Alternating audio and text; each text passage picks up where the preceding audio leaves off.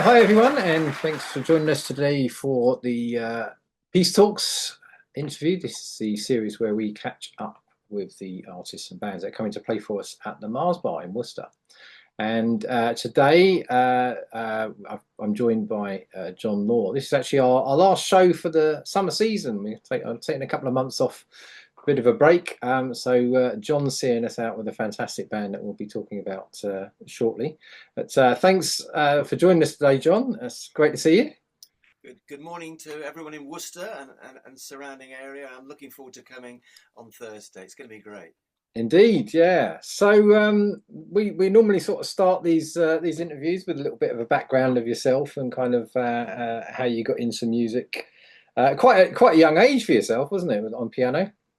Yeah, my mother was a pianist and teacher, and I was pestering her from about 3, I think, for lessons. And eventually, I can't remember how old I was, 4 or 5, and she started teaching me. And yeah, I was destined for the trajectory of a classical pianist, and took a different turn, really. Yeah, it's interesting because we've had a few guitarists come through, and they tend to come into jazz through the rock sort of background. And there's a few pianists as well that I've spoken to that have come through from the classical background and training. Was it what kind of drew you to jazz? That's either a short answer or a long answer. Do you want the short one? Go for the long one. Can I start with the short one? Yeah, of course. I usually say sex and drugs and rock and roll. There you go. There's not a lot of that in classical, eh? There is, but that sort of sums up a little bit something that was lacking. There's longer answers. I always wanted to do creative music and my own music as opposed to recreating, which is ironic because I'm coming with my project Recreations, but I have to say right at the beginning, Recreations is not some sort of dutiful covers band. It's like the opposite of that. So okay, just in case people get the wrong idea, but so I wanted to not just recreate the masters that I love, like Beethoven or Schubert or Bach or whatever. I wanted to write my own music, and there was this increasing discrepancy between the life of a concert pianist, which since the 20th century involved not being a composer, and the life of a composer. So I say 20th century because in the 19th century, all the great instrumentalists were composers as well. I mean, it's not like you haven't got examples today. The great classical pianist Stephen Huff is a composer as well, and I can think of some other people. But generally, they sort of split for whatever historic, cultural, sociological reasons. And I wanted to always write my own music because I've been composing for almost as long as playing. I've been composing since the age of about 7. So I wanted to do that, and I wasn't. And then when I found jazz, it was like it just hit me. It hit me in many ways. The groove, it was something I just didn't have in classical music. And I loved that. And then I knew I could write music, and I knew I could be creative but I could play also the whole gamut of the harmony that I loved from classical music, because you can do everything. Whereas if you're a contemporary classical composer, you're not well, at least when I got into jazz, you weren't allowed to play a C major chord or use a D minor, G7 cadence. What you weren't allowed to do. Ironically, now that I've, after all these years of playing jazz, the postmodernism allows you to do that as well. Everyone's doing everything. So the scene has changed there. But when I first encountered jazz, when I was living abroad, I think I first heard it properly in Amsterdam on a visit there to some jazz club. I was just struck by, wow, I can do everything in this music. It's got fantastic rhythm and groove. It's alive. It's music that's being created now, but it reaches into the past as well, and I can play this old-fashioned instrument, the piano. So it ticked all the boxes. Yeah. And thereafter began the painstaking study to try and turn from a classical pianist into a jazz one, and it is way more difficult than I ever imagined. But do it you did. So yeah, I was digging around a bit. You had your first trio was Atlas. which had Paul Rodgers on bass and Mark Sanders on drums. That Yeah, so pretty much the really start. early on, I sort of gravitated towards freely improvised music, which is what that group mainly did, and I hung around with the so-called free scene, Mhm. and I got into that, and I didn't really develop my strict jazz chops, I would say. So yeah, that was my first group.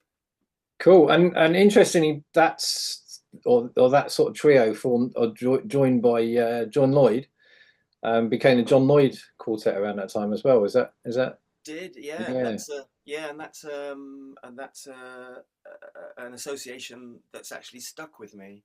So tonight, as we were talking about, I'm playing. I don't know when you're going to release this, but if it's released today, I'm playing tonight, Friday, the 20th in Birmingham with John Lloyd's amazing new quartet. So, and his group has got well over 1 million streams worldwide for his recent album. So he's doing really well, and that's an association that I've kept. But we're with musicians who, like the young generation, they're multi-talent.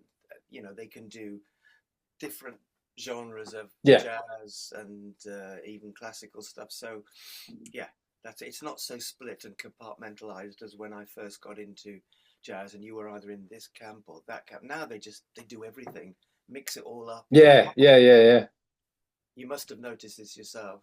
Yeah, and it's good to I've had quite a lot of younger bands come through that have brought their own influences in from electronic dance music and stuff into jazz. So they're sort of Everything. improvising, Yeah, a jazz trumpet over dance beats and stuff like that. So yeah, it's yeah, great mixing pot. Just get out there and find out what works and what you enjoy really. it's yeah. I it's a mean, that's it's what a it's about. Jazz has always been about that, about stealing, ideas, borrowing, if you like, yeah. reconstructing, and moving around between different cultures. You know, basically, we're economic migrants.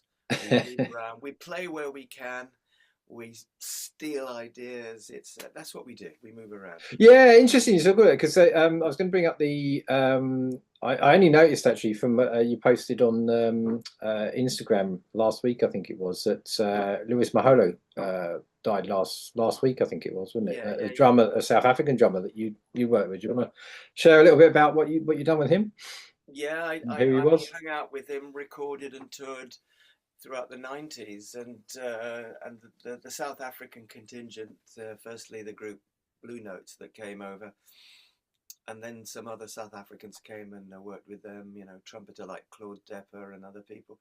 They were immensely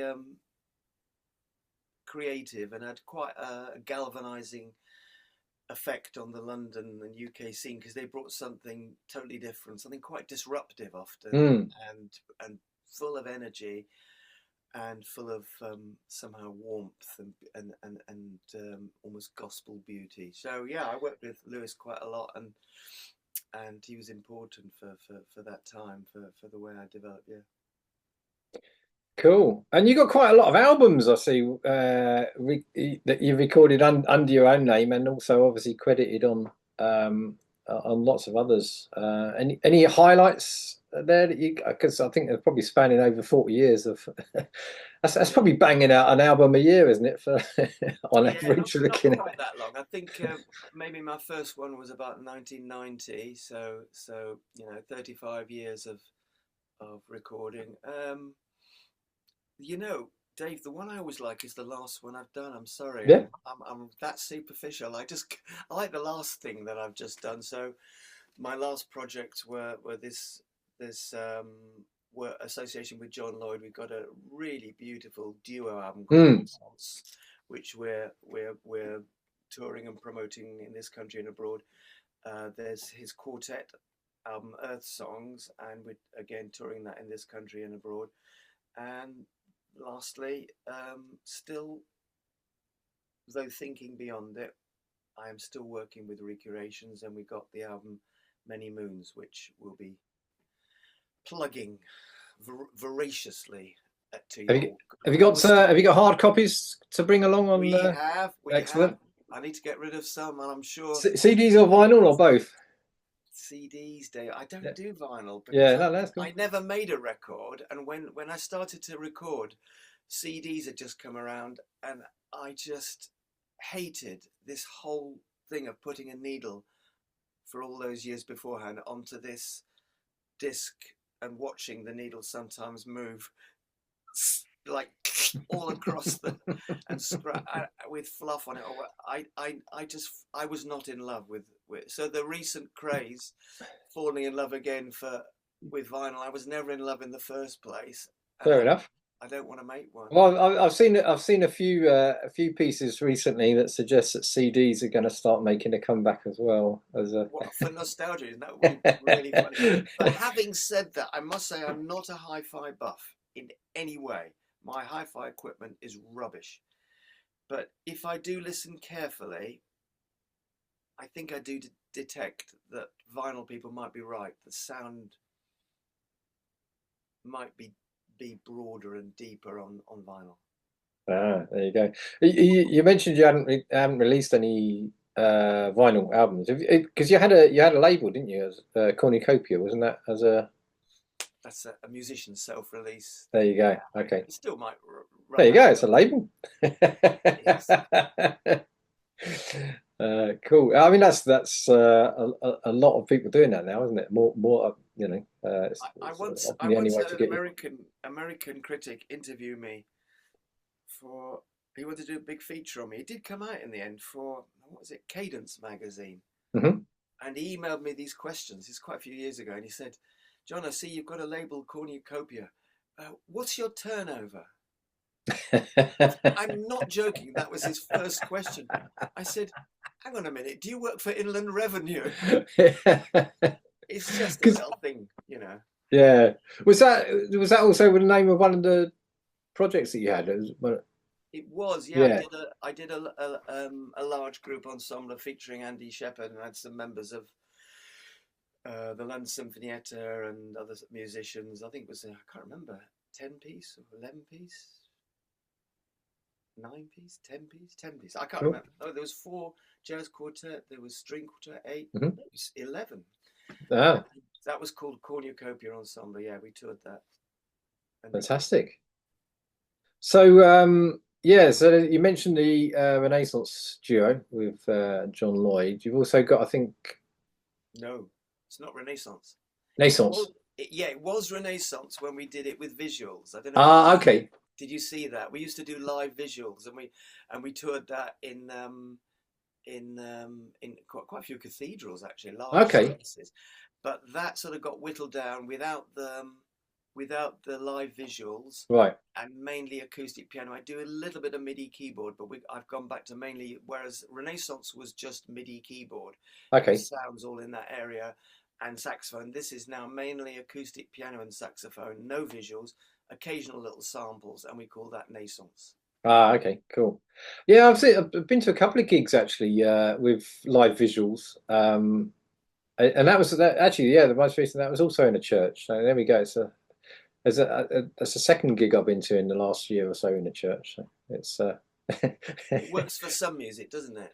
yeah. Obviously, Um, not drums. it's they're I think they're all the both of the ones that come to mind immediately are churches that are no longer used as churches, but Yeah. or spaces otherwise. But people are left God for music. There you go. But if you're get more from it. if you're a saxophonist and you're in a large space like that, you're well, I was going to say you're in heaven, because you've got a built-in, ready-made, lovely reverb. Yeah, cool. So yeah, let's talk about Recreations then, the band that you're coming up, and a bit of a tour. I think you're saying you're at Workshop the night before, isn't it? On the It's just a Wednesday. couple of northern UK dates, and yeah. So I hope I don't get confused between Worksop and Worcester. I might go to the wrong one. Both start with the same 3 letters. There we go. Do you know what I mean? That's confusing for a jazz musician. I might think I've got a workshop in Worcester the first night to put them together. There you go. Yeah. Let's hope you get to the right place at the right time. But, yeah, no, I will do. So I'm really looking forward to coming up, and it's all off the back of a decent longish tour. Well, by today's standards, quite a long tour in Germany, and yeah, so we're promoting tunes from the new album Many Moons and quite a few new ones that we're doing, and so yeah, got a couple of surprises up our sleeves. So yeah, tell us a bit about how the project came about. What it's about? Because yeah, we you've got your Congregation Quartet, which is all your original stuff. What's this? I'm starting to bring that back. To be honest, Dave, I'm sort of the one's gradually going to take over the other. Yeah, I think my energy over the next year is going to be trying to build up Congregation again, and I'm quite excited because I've got Alex Goodyear, the same drummer. mm. He's going to be coming in and doing that one with me, and he's got this hybrid kit that he's put together between acoustic and electro. Okay. And also, he's going to be triggering some samples because Hmm. what happened with Congregation was I was getting really stretched. I had all these MIDI keyboards. I had loads of pedals, and I couldn't remember which one was which, and I had samples to try and trigger. And after doing that with quite a degree of success, I thought I did well. After leaving that for a few years, the thought of coming back to it, I said to my wife, I'm not going to do it like that because I'm too old. It's too complex. And then suddenly along comes Alex, and he says, "Well, I can do the samples. Mm. I'm already doing this electroacoustic kit. Why don't Yeah, you send them to me? I'll trigger them." yeah, Fantastic. So I can have some of the same spectrum, the same sound world, I think, before, but I'm going to concentrate on just a couple of things and not five. yeah. And I hope, I'll be able to play better and won't feel quite so confused. Fantastic. Oh, I've yet to catch that band, but I'm no doubt we'll see them around this way. But yeah, so as I say, yeah, let's talk about recreations and that project and kind of what you're aiming to set out to do with it. So it's, I said earlier, it's nothing like a covers band. It's what it's about is really like it says recreating. It's, but not as in faithfully and religiously Mm. recreating a style or something like a curator in a museum. What we're trying to do is I just take certain tunes that I think will work with this modus operandum that I've got, which is to find something about the tune that I can latch onto Hmm. and then build around it another piece, Yeah, if that makes any sense. And sometimes it's the tune is hidden somewhere, but it's not like we make it purposely obscure. We're not trying to do that. We're not trying to be clever. We're just trying to find an element in the tune that we really like, that we yeah, then develop, rather than play the verse, chorus, whatever the tune is, and then think we're going to solo over that like a jazz musician, which I think is like taking two genres and sort of just piggybacking them willy nilly, force them together. So we try and find a way into something. I'm trying to think of a good example. So we do a Rachmaninoff piece. okay. I'm just struggling to remember how it goes, but I will remember next week because I haven't been doing recreations for a little while. But it basically goes. I think it's in this. Oh, can you hear this? Okay. Yeah, yeah, yeah.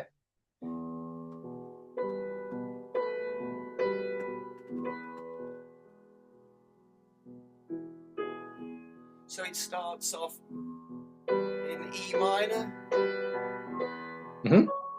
and goes to E major straight away. So we do that with this a real poise. But the interesting thing for us is this E minor, E major.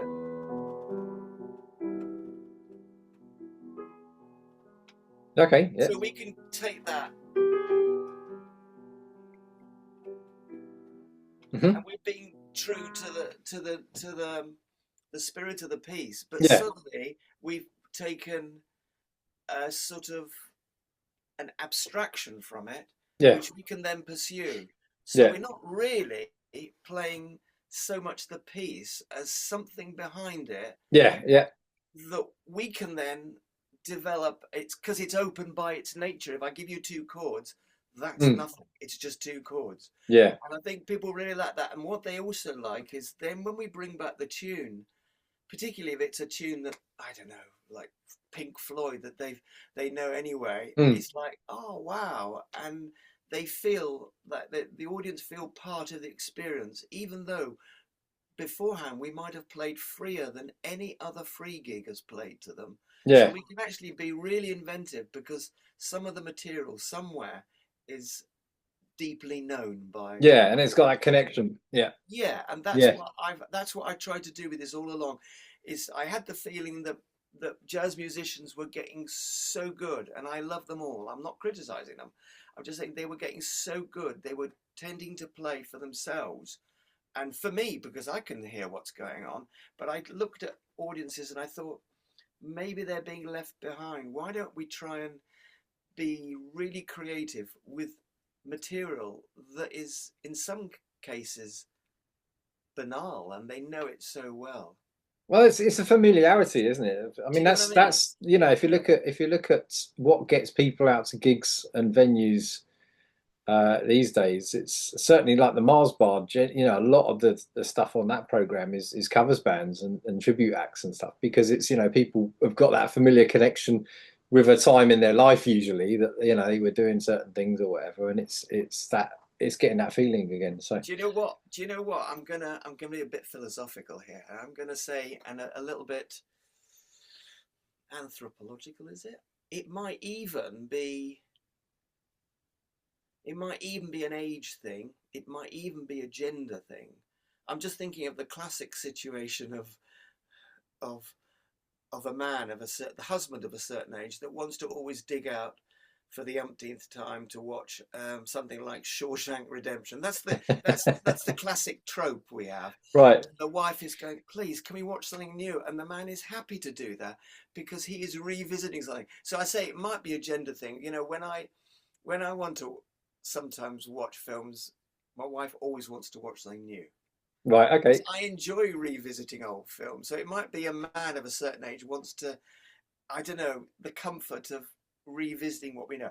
But be that as it may, please, good people of Worcester, you're going to get things that I might start off with something like this, and you'll think, oh, not that. I know that so well from all those kids practicing. right, And then we're going to go into some. I'm not going to tell you what. yeah. And then I might go.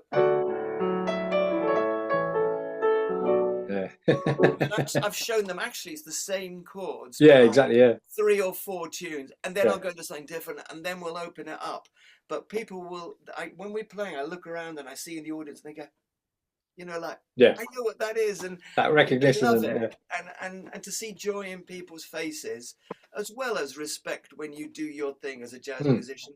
I think it's not. That's what I was trying to achieve with Recreations is hooking people in to an experience that we're all part of it. Yeah. All of That sounds us. brilliant. Really excited to have you come up and get you on the stage and listen to it all unfold with our Well, the, wonderful we, Worcester audience. we've also got this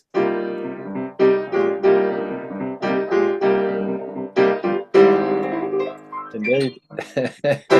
with that, which is our version of Eye of the Tiger in Indeed. 15. So that should be a laugh and keeps me on my toes. Good stuff. Yeah, it's all exciting stuff. I've looked at some of the videos and listened to it. I think there's you've got three or four albums you recorded in different of recreations, haven't you? Yep, you're right. Yeah, so I did 3 of which originally volumes 1, 2, and 3. And the second one was solo piano, and that was with a different lineup. And then we've done one with this lineup, and that's the Many Moons one we'll be plugging. So there we go. There will be copies of that on CD, Many Moons. So bring your extra cash for or car payments. We can do car payments as well for Yeah. the merch. That'll be grand. So yeah, all I have left to say is thanks for joining us today. Safe trip down from Worksop. Make sure you go there first, not Worcester. And we'll see you on Thursday, the 26th.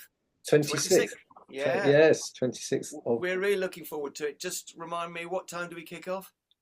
We start 8:30. Doors at 8, and we're kicking off at Okay. 8:30. Yeah. All right. Well, you got it, Worcester people. 8:30, Thursday the 26th. We'll be there, I promise. Please come along, and we'll have a riotous evening. Grand. It's lovely talking to you, John. Thanks for joining us. Likewise. Thanks, Dave. Cheers. Cheerio.